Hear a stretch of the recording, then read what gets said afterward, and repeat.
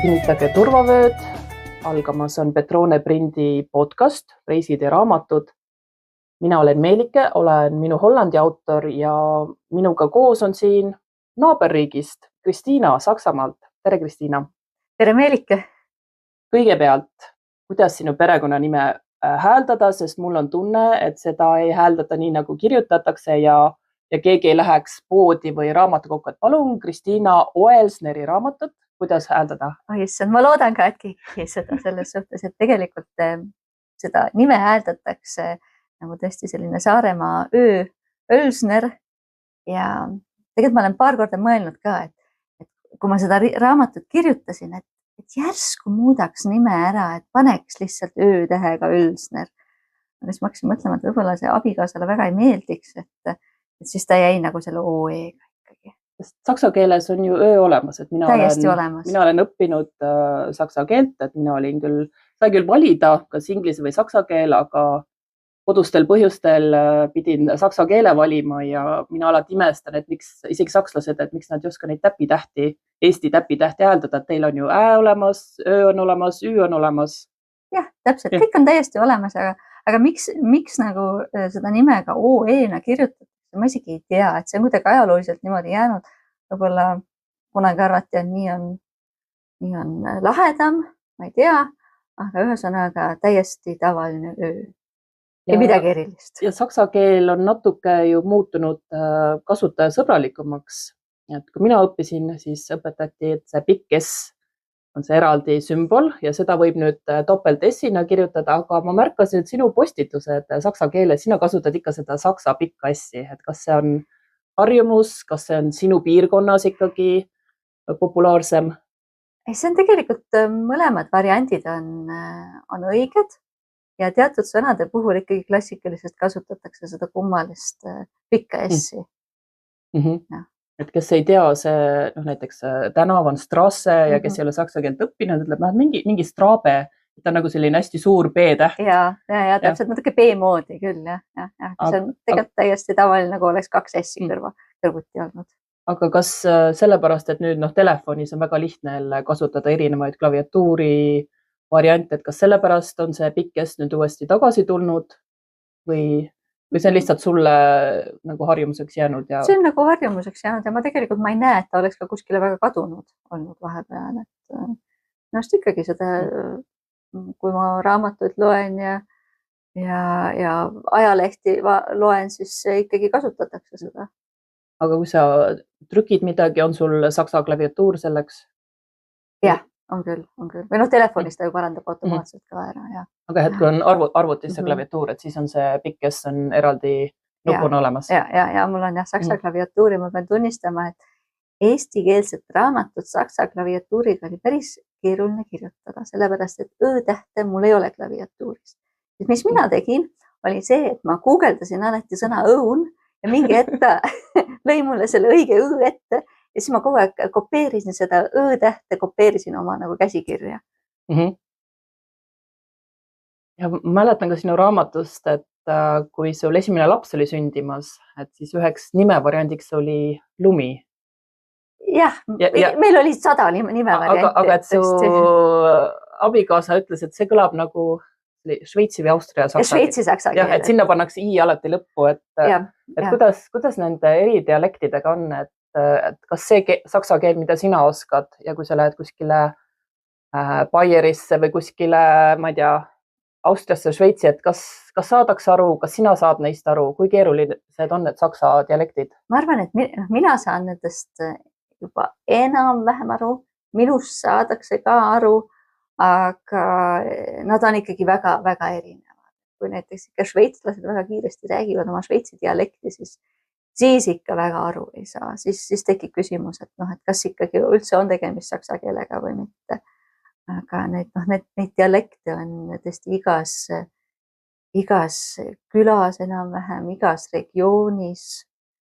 Ja minu piirkonnas räägitakse võib-olla sellist, saksa keeles nimetatakse ka sellist ida-saksa dialekti, millel on võib-olla natukene selline kerge negatiivne maitse juures.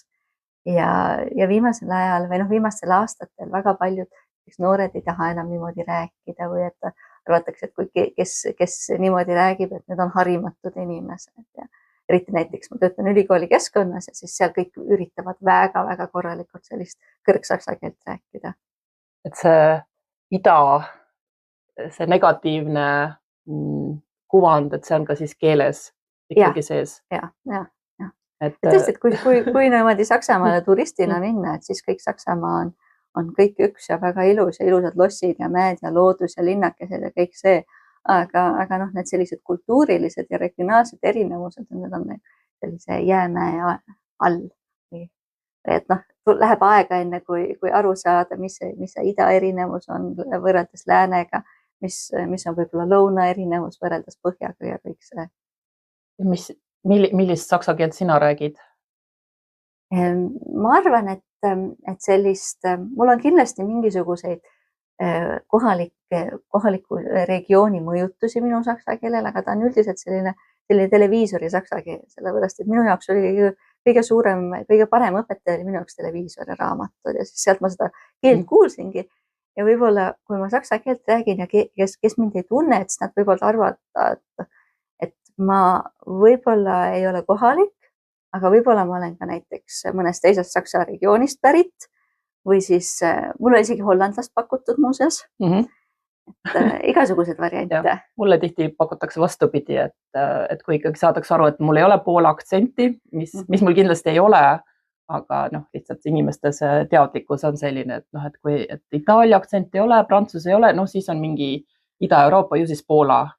Aga tihti arvatakse, et ma olen sakslane, mis mul kui ma ei oska öelda hollandikeelset sõna, siis ma kipun ütlema saksa keeles ja ilmselt välimuse järgi ka, et siis mul on, et ei ole, aga tänan väga, et see, et mul nagu saksa aktsendiks peetakse, see on nagu selline hea kompliment, et minu jaoks nagu Saksamaa on selline hea imidžiga riik, et see ida ja lääne osa, et see on nagu minul, kuna ma ei ole Saksamaal elanud, et siis ma tõesti ei tea seda nagu sul siin raamatu pealkirjas on, eks ole, see Ida-Saksamaa, ida on seal sulgudes, et ikkagi selle ida pool käib nii läbi, nii nagu Eestis ikkagi, eks ole, et keegi ei taha, et öeldakse, et Eesti on Ida-Euroopas, et me ikkagi me oleme Põhja-Euroopas, me oleme skandinaavlased, aga geograafia on nagu ta on. Et Saksamaal siis keele mõttes on ikkagi ka, et kui keegi räägib seda ida-saksa keelt, siis vaadatakse. Jah, võib-olla siis niimoodi salaja pööritatakse silm. Issand jumal. Aga mis ma olen vahepeal täheldanud on see, et tegelikult ega enam võib-olla ei julgetagi küsida, et et sulle natukene võib-olla kuskilt aktsenti, et kus sa päriselt pärit oled, et vähemalt nagu nendes ringkondades, kus mina lävin, et seda võetakse kui lihtsalt nagu inimese mingisugust loomulikku iseloomuomandust või osa, et ei küsita väga, et kui ma näiteks võõrastele ei ütle, et ma nüüd tulen tegelikult Eestist, et viimastel aastatel on see küsimine vähemaks jäänud. Viimastel aastatel, et varem oli ikkagi samamoodi selline tere, kes sa oled, aga kus sa pärit oled, miks see muutunud on, oskad sa öelda? Hea küsimus, aga võib-olla just sellepärast, et Saksamaa ühiskond üritab muutuda rohkem inklusiivsemaks. Arvestades tõesti inimeste eripärasid ja kõike seda, et võib-olla ma ei olegi kuskilt mujalt pärit, et võib-olla mul on lihtsalt kõnedefekt näiteks. Jah, et pigem mitte. Et ikkagi viisakas olla, et sakslane on viisakas. Sakslane on viisakas, jah. Et seda Hollandis, minu puhul on, kuna ma näen välja nagu hollandlane, pikka kasvu, blondeeritud juustega ja siis nii kui ma ütlen tere hollandi keeles, siis kõigil on niimoodi, et error, et aktsent, tappikene, miks sellel hollandlasel on aktsent, et hollandlasel on see kohe, et kus sa pärit oled, et nii kui nad aktsendist aru saavad, et midagi on valesti, kohe küsivad, et sakslane on ikkagi oma tuntud headuses, viisakuses enam ei küsi. Jah, üldiselt niimoodi enam ei küsi, aga võib-olla ka see, et ma arvan, et kui ma ütlen tere või et kuidas sul läheb, et siis ta kohe ei saa ka aru, et mul aktsent on, et siis sellega läheb natuke aega, et kui ma tõesti kõne pean või kui ma olen närvis, kui ma lähen näiteks arstikabinetti ja ma olen närvis, siis mul on ikka totaalne aktsent. Aga siis mul on vist eesti keeles ka aktsent.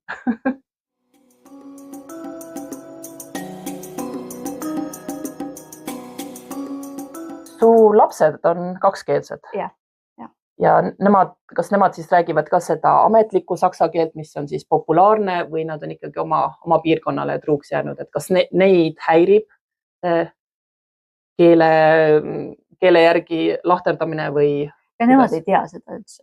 See ei ole nende jaoks absoluutselt mingisugune teema ja siis võib-olla nad mingisugused, kuna Erfurtis või seal piirkonnas, kus mina elan, et tegelikult seal väga nagu tugevat dialektiga ei ole, siis üldiselt nad ikkagi räägivad väga sellist klassikalist saksa keelt. Ja mina räägin nendega ikka ainult eesti keeles, et ma olen nagu katkine raadio, et isegi kui nad mulle saksa keeles vastavad, mida nad pidevalt ka teevad, siis mina räägin ikkagi eesti keeles edasi ja siis see toimib päris hästi, et mu tütar räägib päris head eesti keelt, et kui me ikkagi Eestis oleme, et siis tema puhul isegi ei saa aru, et ta on kuskil mujal elab või mujal kasvab või niimoodi. Aga samamoodi mu poeg, et kuigi ma räägin lastega täpselt samamoodi, siis tema nagu väga ei taha rääkida. Aga tema puhul on see ka, et tal on eluaeg tõlk kõrval olnud. Et niipea kui neil on siuke 1,5 aastat vahet, eks. Niipea kui mu tütar hakkas rääkima, siis ta hakkas mind alati tõlkima. Põhimõtteliselt ta ütlebki nagu vennale, et emme ütles seda sulle. Et vend ei peagi nagu väga mõtlema, et tõlk on kohe olemas. Ja omavahel nad räägivad siis saksa keelt? Omavahel nad räägivad saksa keeles. Aga kas nende põlvkond, et kes on nüüd nii noored ja neile kõik see Ida-Saksa teema, teine maailmasõda on nagu nii kauge minevik, et kuidas nemad näevad, kas ongi ikka üks Saksamaa või kas see Ida negatiivne, häbiväärne imidž, et kas see tuleb kuskilt läbi või nende jaoks on? Nende jaoks kindlasti mitte, aga nad on liiga väiksed ka selle jaoks, selles suhtes, et ma arvan, et nende geograafia teadmised on veel sellised, et jah, võib-olla nad teavad, et on veel Lottemaa, mis päris maa ei ole ja Venemaa, mida me keegi ei armasta ja siis kuskil kaugel on Ameerika, millel on väga kummaline president, kes pidevalt televiisoris on ja siis on Aafrika. Aga kuidas koolis seda ma ei tea, häbiväärne ajalugu vist on natuke paha öelda, sest tõesti aastasadu on tõesti neid riike, kes ei ole kellegagi sõdinud, on väga vähe, aga kuidas seda õpetatakse või kas hoitakse meeles just see teine maailmasõda?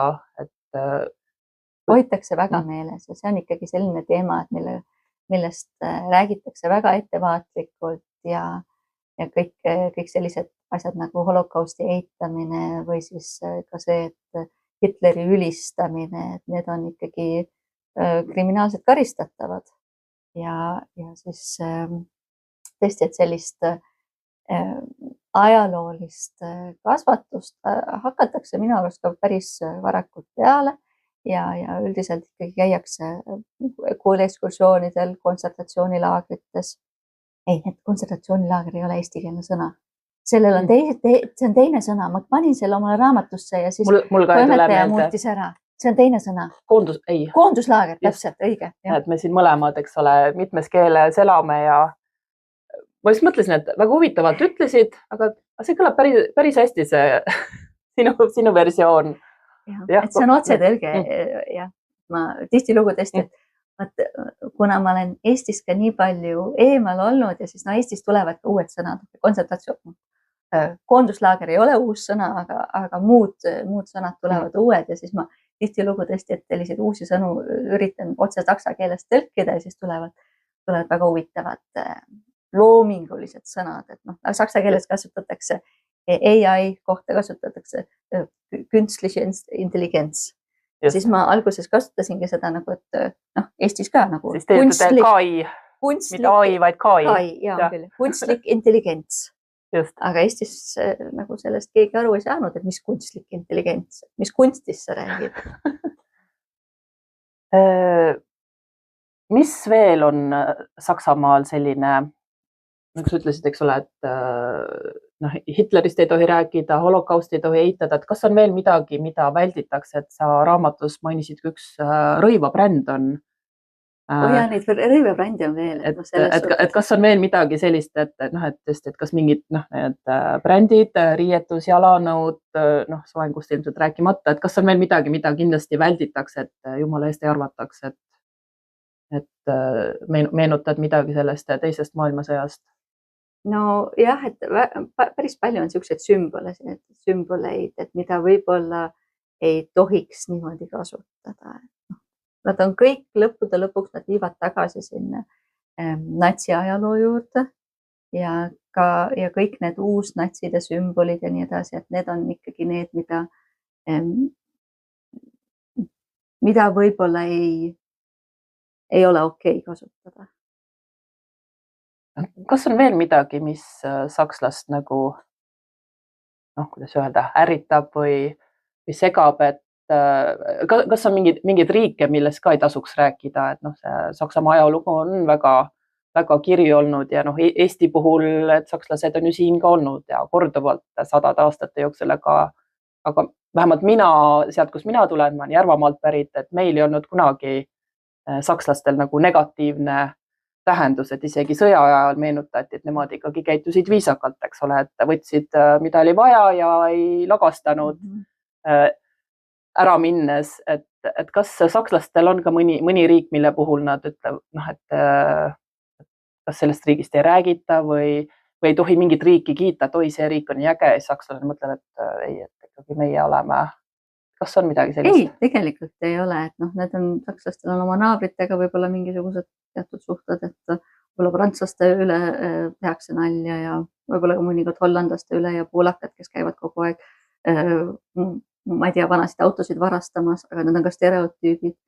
Võib-olla ida pool on ka see täpselt sama nagu meilgi on selline Venemaa teema, et Venemaasse suhtutakse väga ettevaatlikult ka ja samas nagu ka mingis põlvkonnas just Ida-Saksamaal on ka sellist Venemaa armastust.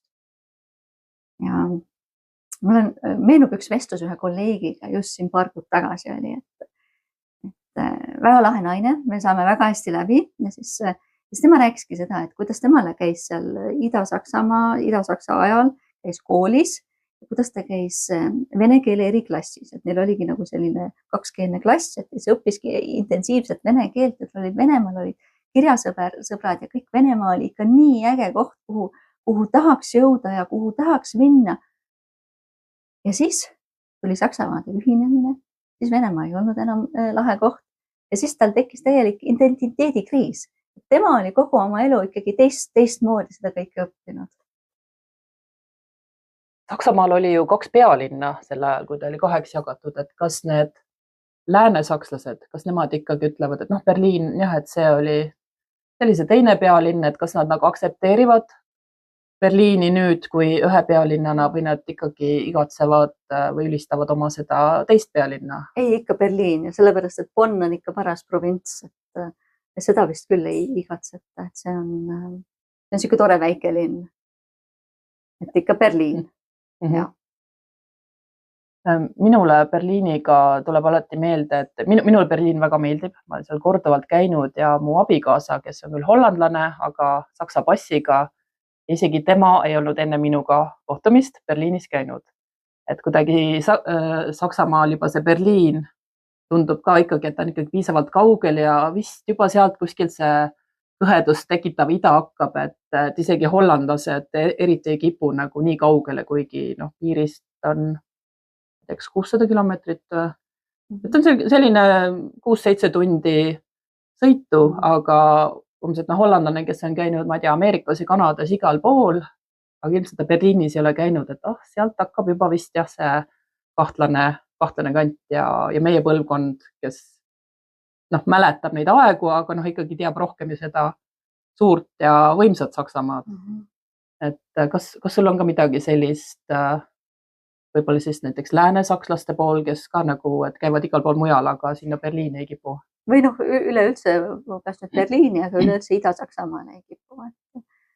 meenubki ka üks huvitav vestlus, et üks selline pooltuttav kunagi mainis, et jah, et tegelikult võiks täitsa sinna Ida-Saksamaale minna, et võib-olla see ei olegi nii jube ohtlik koht, et noh, Egiptusest ta ju käib ka puhkamas, et noh, järsku läheks ikka Ida-Saksamaale ka.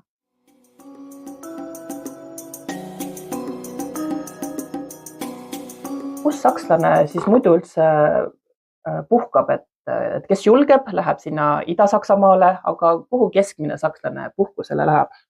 Keskmine sakslasel on suvel kindlasti plaanitud sõita mere äärde või siis Põhja-Saksamaale, Ostsee äärde.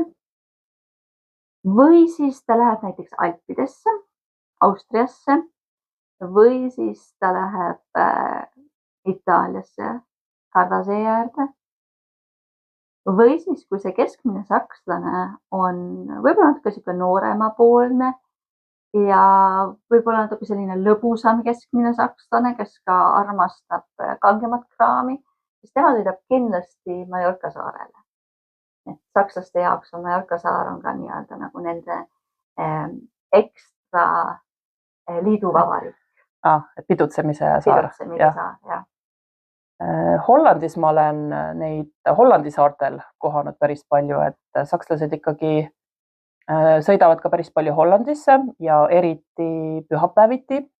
Piiriäärsed ka väikelinnad on saksa numbritega autosid täis, sest meil on poed lahti ja Saksamaal pühapäeval ei ole. Et miks tuleb sakslane pühapäeval Hollandisse poodidesse, et mis on meil parem või odavam? Oskad sa öelda? No, pühapäeval tuleb sellepärast kindlasti poodidesse, sellepärast, et pühapäeval on kõik kinni. Pühapäeval elu seisab ja pühapäeval on tõesti püha päev. Pühapäeval sa ei tohi muru niita, pühapäeval sa ei tohi, ma ei tea, naabrit narrida. Pühapäeval sa jalutad tegelikult rahulikult mööda kesklinna, vaata akneid. Mõtled, et seda võiks osta ja toda võiks osta, aga pühapäeval on tegelikult siuke vaikuse ja rahupäev. See sakslane, kes avastab, et tal tõesti jahu on otsas ja piim ka, et Hollandi piir on lähedal, et see sõidab Hollandist.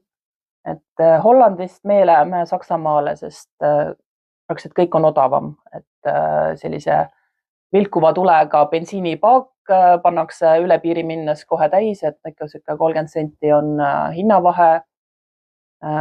Toiduhinnad, mina, kes ma vihkan Hollandi kooke ja igatsen Eesti kooki, et minu jaoks on see Saksamaa see imede maa, et ma saan lõpuks head kooki ja mul abigas on ikkagi saksa päritolu, et siis need õiged berliinerid on ka ikkagi, mis me nagu igatseme, et tahaks sellist korralikku, mitte sellist, et ammustad ja moos lendab juba sealt kõigist nendest aukudest välja.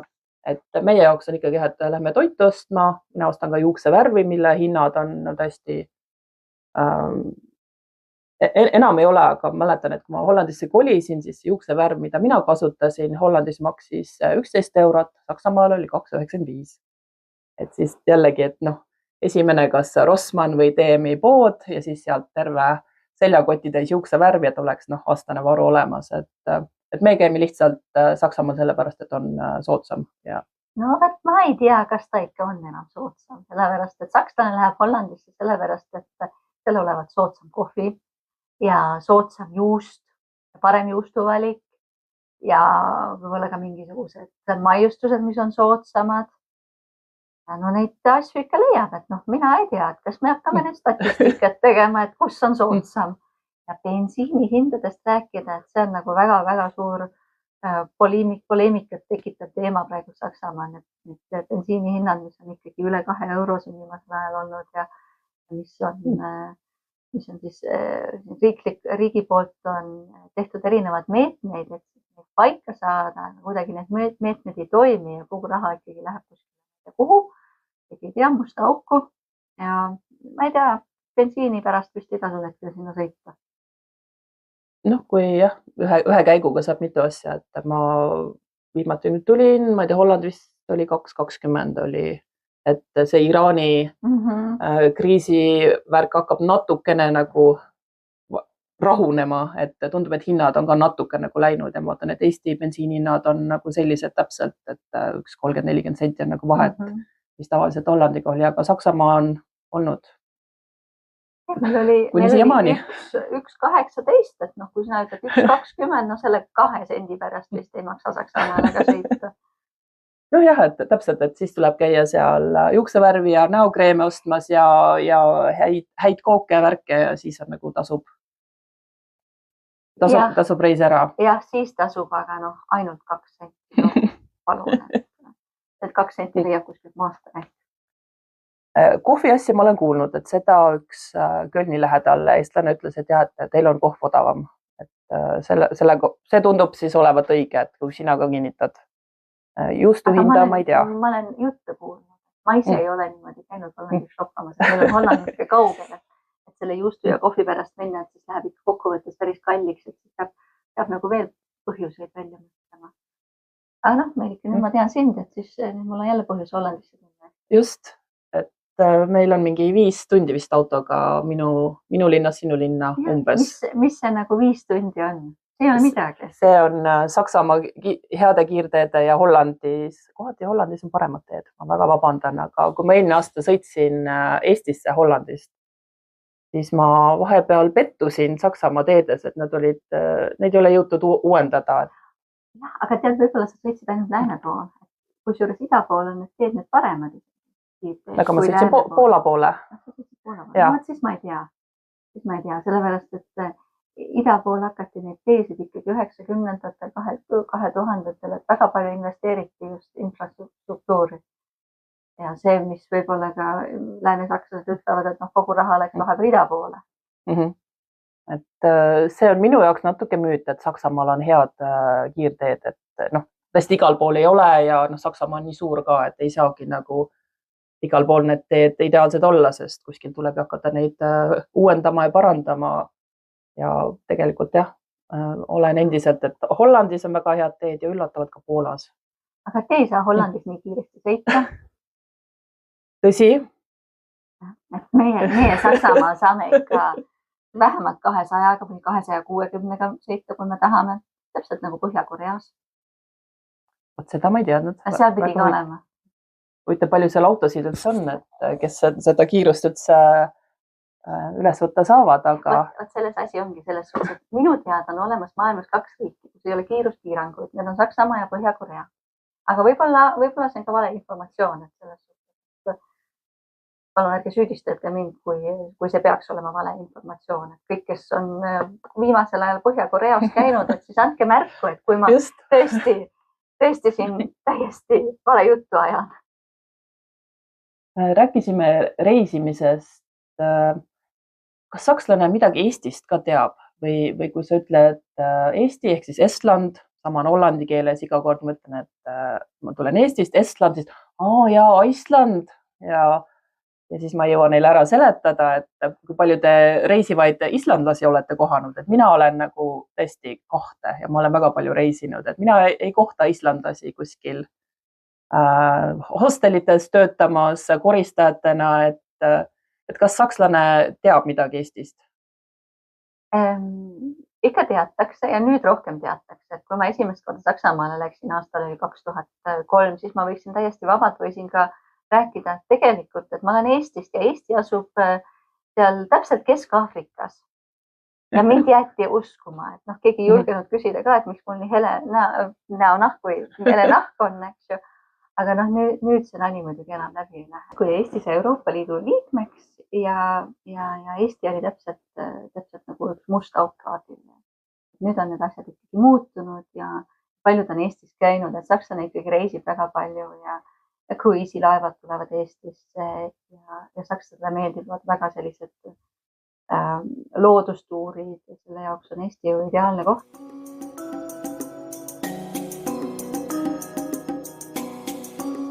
Me ju teeme seda intervjuud sel nädalal, kui Eurovisioon on üle Euroopa muusikahuvilisi vallutanud ja mina olen oma reisidel just kohanud seda, et kui nad Eestist mitte midagi ei tea, siis öeldakse, et aga kuulge, te kunagi võitsite Eurovisiooni.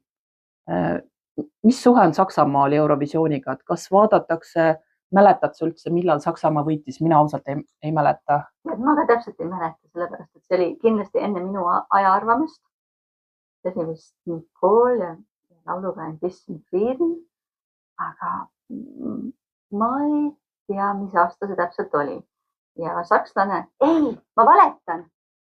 Tegelikult Saksamaa võitis ikkagi Eurovisiooni aastal mingi 2008, 9, midagi sellist. See oli, kas ta nimi oli Leena? Nüüd mul tuleb, mul see lugu ei tule meelde, aga siis oli nagu Stefan Raave promotion. Tema on see tüüp, kes alati Eurovisioonil käib. Ja see oli päris hea lugu, aga kuna ma olen väga ebamusikaalne inimene kahjuks, siis mul need meloodia ja sõnad ei tule absoluutselt meelde. Ühesõnaga, Saksamaa on võitnud Eurovisiooni. See oli ikka paras pidu, ma mäletan ka.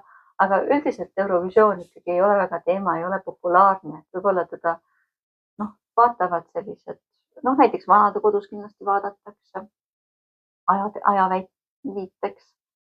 Siis eelmine aasta ma täitsa tööl niimoodi rääkisin kõigil, mul oli Eurovisiooni nädalavahetus, ma vaatasin seda. Mind vaadati nagu tulnukat. Mis mõttes Eurovisiooni nädalavahetus? See ei ole üldse cool asi, millest sa räägid siin. Et ma saaks aru, et kui sa oled kuskil rock-kontserdil käinud või et sa käisid kuskil teatris. Eurovisioon. Selles suhtes minu kolleegid on poliitiliselt väga korrektsed, et keegi mulle midagi muidugi ei öelnud, et võib-olla tagaseljas natukene keerutati silmi.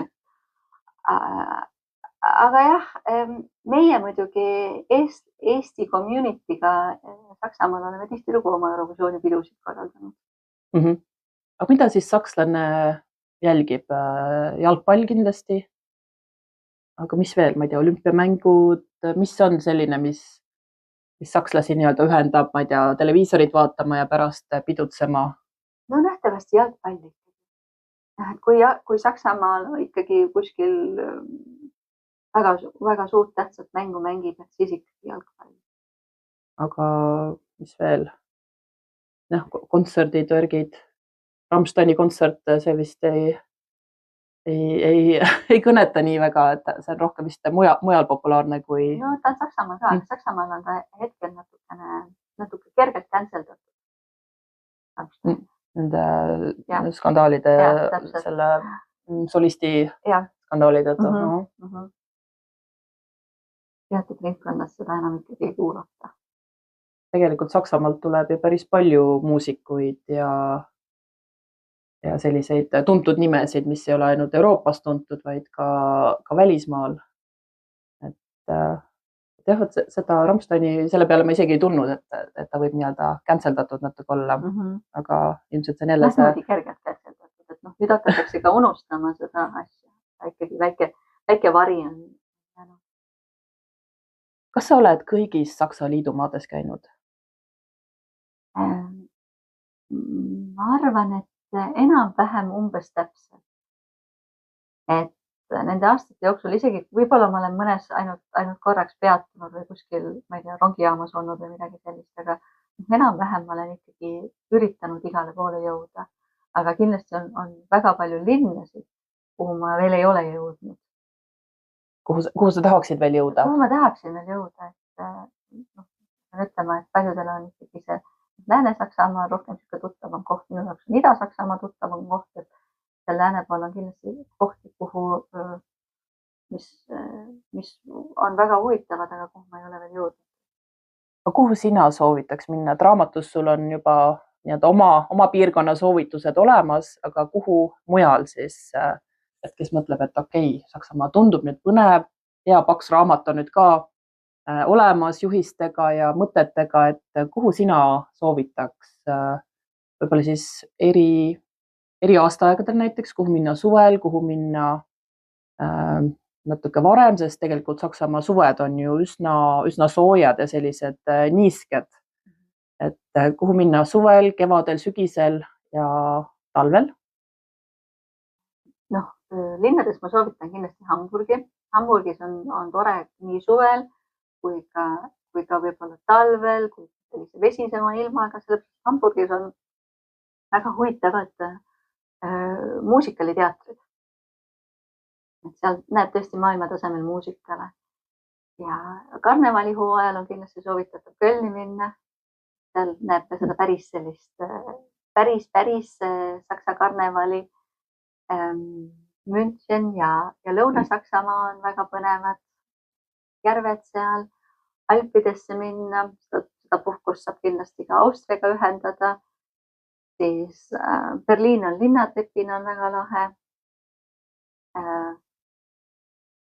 Ja suvel on, isegi kui meil Eestis on täpselt seesama Läänemeri või saksa keeles Ostsee olemas, siis Saksamaa Läänemere rannik on ikkagi täiesti teistsugune. Ja miks mitte ka sinna sõita, et sinna saab isegi autotrippi teha. Korra küsin vahele, millal on karnevali hooaeg, sest eestlane võib-olla ei tea. Mina tean, kuna meil on Hollandis, millal on? Vaata, see on ju liikuv püha, eks. Jah, aga kuhu kanti see jääb? Ta jääb ikkagi kuskil niimoodi veebruari-märtsi kanti. Jah, et see meie jaoks vastlad ja lihavõtted, eks ole? Ta on vastla. Vastla karneval põhimõtteliselt. Jah, et siis täpsustuseks, et paljud ei pruugi teada, sest see kõlab nagu, karneval kõlab nagu suvine üritus, aga tegelikult on jah, et sinna kevade poole. See on 5 aasta aeg Saksamaal. Ma ei tea, kas Hollandis ka öeldakse?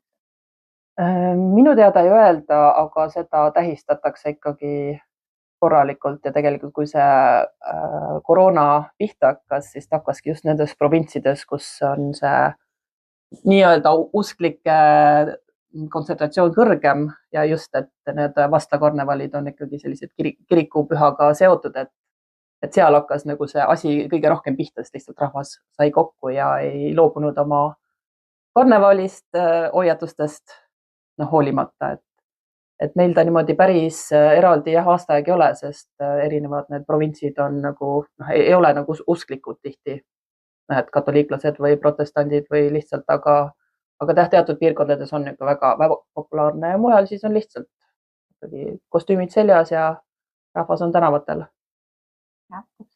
Kuhu minna talvel, sest kas sa oled jõulude fänn? Ma küsin võib-olla seda kõigepealt. Jah ja ei. Selles suhtes, et ma võin jõulega täiesti palmi all pidada. Jõulude puhul on minu jaoks oluline see, et need inimesed, kellega ma tahan seda aega veeta, need on minuga. Aga kas me oleme siis Lapimaal, Eestis või Saksamaal, see mängib mingit rolli. Kuigi jõulud on Saksamaal on tegelikult väga ilusad. Need turud, Christmas market, eks ole. Aga kindlasti tasub sinna minna enne jõule, sellepärast, et jõulude ajal ja peale jõule on need jõuluturud kinni.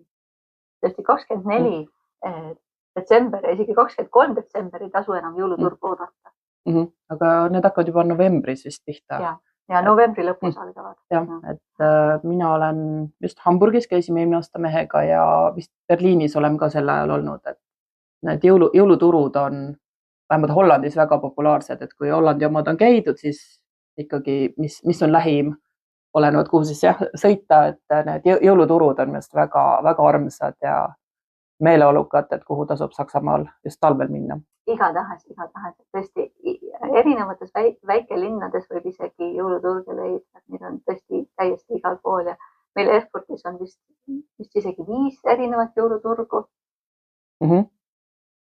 Ja linnatuuriks siis on Berliin sobivaim. Kas teised suurlinnad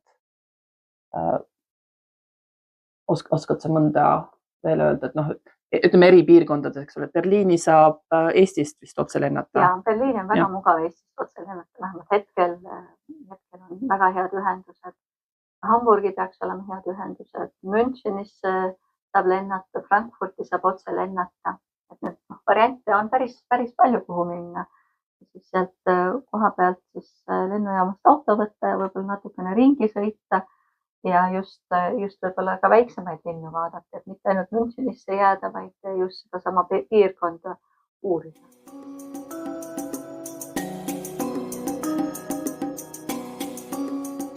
Kui Saksamaale reisima minna, et sa andsid nüüd erinevaid ideid, et eks ole, kes tahab ainult linnas käia, kes tahab matkata, kes tahab mere äärde minna. Mida peaks nagu teadma, et kas on need mingid Saksamaa kiiksud? Minul tuleb alati kohe meelde, et Saksamaal ei saa kaardiga maksta. Kas see on muutunud, et kas peaks olema sularaha kaasas või julgeb ka näiteks pangakaardiga reisida?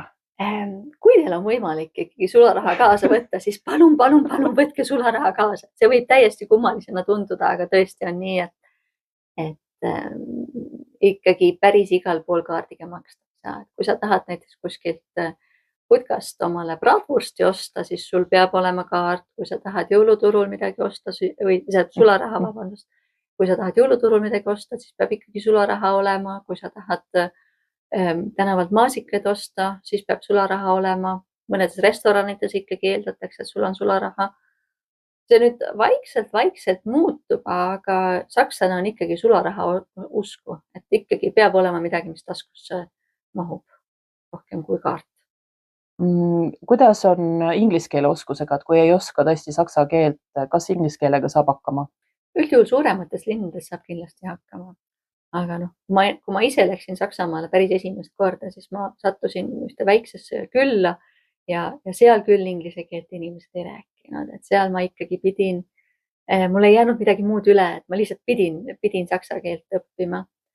Aga jah, et kui ka näiteks ülikooli minna siin Saksamaal, et siis ikkagi päris paljud programmid on inglise keeles. Meil on endal ka ülikoolis päris palju ingliskeelseid üliõpilasi, ja siis ka pärast ülikooli soovivad Saksamaale jääda ja mõtlevad, et järsku nad saavad ikkagi inglise keelega hakkama. Siiamaani on ju saanud ülikoolis. Aga päris nii ei ole.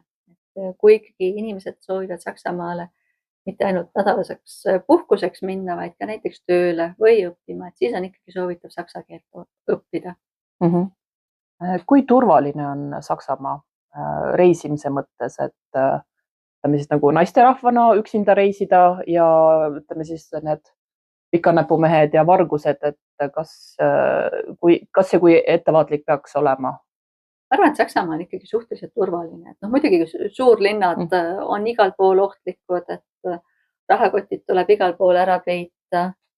Mida armastatakse varastada on jalgrattad. Ma ei tea, kuidas Hollandis on ka nii või? Üldiselt küll, jah.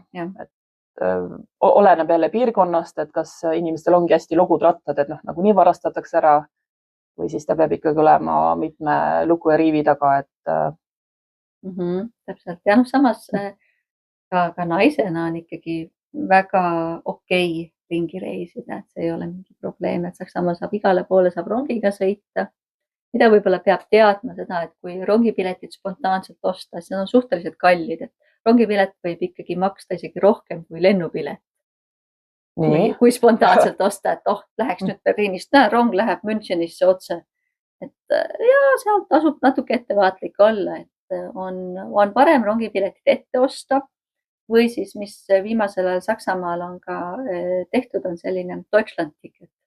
See tähendab seda, et sa ostad selle pileti, mis maksab kas 69 €, tegelikult on abo ja siis saad kuu aja jooksul igal pool Saksamaa rongiga sõita. Aga ainult nende aeglaste regionaalrongidega, et mitte kiirrongidega. Aga kui sul on aega näiteks, siis sellise raha eest sa saad igal pool rongiga sõita ja bussiga sõita samamoodi. Seda küll jah, et rongiga sõitmine on nagu väga mugav, kuigi need kipuvad hilinema, et see Deutsche Bahn on nüüd tuntud headuses, et alati hilineb, et kui ta on nagu õigel ajal kohal, siis on kohe üllatus, et aga jah, et on kallid need piletid ja tõesti peab teadma neid häkke, et kas need on kõigi rongipiletite puhul või ainult linnas on tihti need, et mingi grupiga saab osta odavamalt. Grupipiletid on ka täpselt samamoodi, et on odavamad ja mis tasub, on see, et Saksamaa on selline riik, kus tuleb alati kurta. Ja põhimõtteliselt, kui ikkagi rong hilineb, siis sa pead kirjutama sinna Deutsche Bahni, et sul rong hilines ja siis sa saad mingi osa rahast tagasi. Kindlasti tuleb kurta ja protesteerida.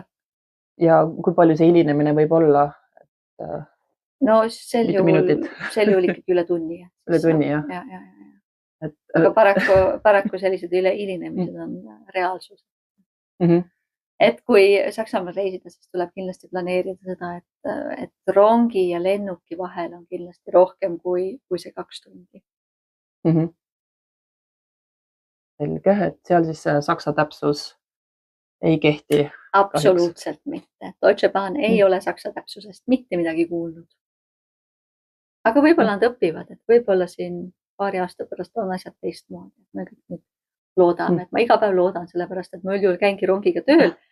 Ja siis ma enam olen loobunud sellest, et ma rongi aegu vaatan, et ma lihtsalt lähen rongijaama ja ma tean, et minu rong, millele ma plaanin minna, et ma võib-olla sellele ei jõua, aga ma lähen sinna eelmise rongi peale, sest see eelmine on kindlasti hiljaks jäänud. Mis on Saksamaal parem kui Eestis? Tead, kliima, ausalt. Nõustun. Jah. Selles suhtes, et ma olengi tihtilugu sakslastele öelnud, et teate, et ma olen siin lõuna pool, et ma olen kliimapagulane, nad küll natuke pööritavad silmu, et mis mõttes, et meie kliima või nagu päriselt mõtted, et selles suhtes, et nad on enda suhtes sellisel arvamusel, et nad on kindlasti väga kehva kliimaga riik ja nad on üldse kuskil Põhjamaa ja nii edasi, aga nad ei kujuta ette, et tegelikult võib veel hullemgi olla. Ja ma täiesti naudin seda, et Saksamaal hakkab kevad palju parem, kui ta Eestis hakkab, see sügis on palju pikem ja see suvi on palju päikselisem, et tõesti, et seal ei ole nii nagu Eestis esimese päiksega, ma tõesti pean kohe välja jooksma ja miniseeliku selga panema, sellepärast, et sellele esimesele päiksele järgneb teine päike ja kolmas päike ja kui mul tuju on, ma võin päikselise ilmaga isegi telekat. Seda, mida ma Eestis mitte mingil juhul ei teeks. Just. Aga mis on Eestis ikkagi parem? Eestis on kindlasti toit parem. Nii. Just nagu see toit, mis sa supermarketis ostad, see valine valmis toit, isegi ka restoranide toit, et see toorainete kvaliteet on parem. Saksamaal sellist kvaliteeti saada, et siis tuleb ikkagi ökopoodidesse vaadata ja muidugi see on ka nüüd hakanud muutuma. Et sealt käib ka valmis toite, mis on ka täiesti okei maitsega. Aga ja Eestis mul on selline tunne, et esiteks see digitaliseerimine on parem, protsessid on lihtsamad. Ja mingis mõttes on ka see, et Eestis tunneb kõik tunnevad ju kõiki, eks ju. Ja kui sul on mingi probleem, siis sa ikka mõtled, okei, minu naavrimees tunneb just seda ja tema tädipojal on täpselt see sama teema, et kuidagi leiad nagu sellise connectioni leiad kiiremini. Sa oma raamatus kirjutasid, et sul on tegelikult Saksamaa juured, aga niimoodi piisavalt kaugel, et ei tea, kus ja kas sa oled selle uurimisega nagu edasi läinud, et on ju geenitestid või ma ei tea, kuskil kirikuraamatutes, arhiivides uurima hakanud, et on sul see plaan edasi ikkagi uurida täpsemalt, et kus sa tulid, ma ei tea, mis perekonna nimi siis oli? Jah, et see on tõesti paar sajandit tagasi, et nad olid balti sakslased ja päris paljud sugulased, sealt sugupuust inimesed, nad läksid ikkagi ka peale teise maailmasõja ajal läksid Saksamaale tagasi. Ja jah, ma olen mõelnud selle peale, et tegelikult oleks huvitav. Aga ma ei ole tegelikult tegudeni päriselt jõudnud ja huvitav on ta selles suhtes, et enesele teadmata ma olen täpselt samasse piirkonda sattunud, kust nemad välja rändasid. Kuigi Saksamaa on suur ja lai, et aga ikkagi kirikuraamatute järgi on tõestatud, et nad on just sealt samast piirkonnast pärit. Et huvitav, et kas see on tõesti nagu mingisugune saatus, et tõesti nagu mingi esivanema vaim kuskilt ütles, et nii, mine nüüd sina sinna. Kes teab, sest tegelikult minu perekonnas Eenpuu asemel meil oli nimi Eiland ja mina alati arvasin ka, et see on saksa nimi. Kuni ma kolisin Hollandisse, selgus, et Eiland ehk saar on üldse Hollandi sõna, et mina üldse ei julge uurima hakata, et pärast tulebki välja, et mul on Hollandi juured ja siis ma alati kirun neid hollandlasi ja mõtlen, et miks nad ei ole nagu sakslased, miks nad nii lärmakad ja nii jutukad on, et ma tõesti arvasin, et sakslased on nagu hollandlased või hollandlased nagu sakslased, eks ole, et sarnane keel, kultuuriruum, aga nad on ikkagi nii lärmakad minusuguse eestlasest introverdi jaoks, et kas sina tunned, et sina sobid sinna oma Erfurti linna täpselt, et sa ei ole pidanud midagi rohkem tegema, ma ei tea, rohkem seda small talk'i ajama või et kas sa sobid sinna just sellise eestlasena kaugelt saksa juurtega? Ma arvan küll, et ma sobin sinna sellepärast, et sakslased minu arvates on ikkagi väga eestlastele sarnased ja selline kuidagi elustiil või huumor või selline ka, et kui palju seda small talk'i siis tehakse. Et mulle see täitsa sobib. Aga võib-olla asi on ka selles, et ma olen lihtsalt nii ära kodustunud. Ma ei tea. Et võeti sind kohe omaks, kui sa sinna läksid? Ei, kohe ei võetud kindlasti. Mul oli alguses külaelus oli ikkagi mul siuke tunne, et ma olen nagu ananaskartulikorvis, et absoluutselt kõik teadsid mind, mina ei teadnud mitte kedagi ja kõik rääkisid minust. Ja ma tundsin ennast ikkagi väga võõrana. Keegi minuga väga rääkida ei julgenud. Julgeti alles siis, kui oldi paar pitsi viina ära, või mitte viina, aga napsi ära joodud. Siis räägiti, aga see algus oli ikkagi päris raske. Mida sakslane joob siis, et viina asemel, et julgust juurde saada? Sakslane üldjuhul ikkagi õlut või siis selliseid pisikesi napsipudeleid. Nendest ma kirjutan oma raamatus muuseas ka, et mis värk nende klopperitega ikkagi on. Just, et lugege raamatut, sest see on minule juba meeldib see, et kui vaadata viimast lehekülge, 328 lehekülge, et see on selline hea 2 käe raamat, et sa ikkagi pead 2 käega kinni hoidma, ei loe ühe õhtuga niimoodi ludinal läbi ja siin on tõesti, iga peatükk hakkab sul ka sellise ajas liikumise mõtisklusega, et see on selline tõesti mõtlemise raamat, saab väga palju just vihjeid ja ideid, et keda Saksamaa huvitab, kuhu minna, mida teha, mida mitte teha, miks sakslased midagi teevad, midagi ütlevad. Ja mina olen Erfurtis, ma arvan, et ma olen ainult rongijaamas hetkeks olnud, et kas võib olla, et kui Münchenist sõita rongiga Berliini ja mingi 3-4 peatust on, et üks oli Magdeburgis, kas võis olla, et üks oli Erfurtis? Jah, täpselt see rong. Et siis ma olen ainult rongijaamas olnud, aga nagu me saime teada, et me elame üksteisest mingi 5 auto sõidutunni kaugusel, mis Saksamaal ja Hollandis on tõesti ainult nuusata, nii et ma tulen sulle kindlasti külla ja siis arutame hinnapoliitikat ja kõike, et mida ma sulle kingiks toon ja kui sina tuled mulle külla, et mida siis sina mulle tood? Ja, kindlasti teeme ära ja mul on väga hea meel, et sa mu raamatut lugesid, et ma hakkasin seda kirjutama ja siis ma kuidagi ei saanud pidama ja siis avastasin alles lõpus, et natuke palju lehekülgi tuli. Ei, väga hea, et tuli, sest see on ikkagi, siin on tõesti lugemist ja mõtlemist, et see raamat tõesti, alapealkiri ütleb mineviku tuleviku vahel, et viib kenasti minevikku ja just sinna, millest paljud ei taha rääkida või paljud ei teagi, et see on selline hea harimise raamat ka. Et aitäh, Kristiina, et sa selle raamatu kirjutasid ja nii paksu raamatu. Aitäh, et sa minuga siin jutustama tulid ja toredat Eestis olekut veel. Aitäh ja siis varsti näeme.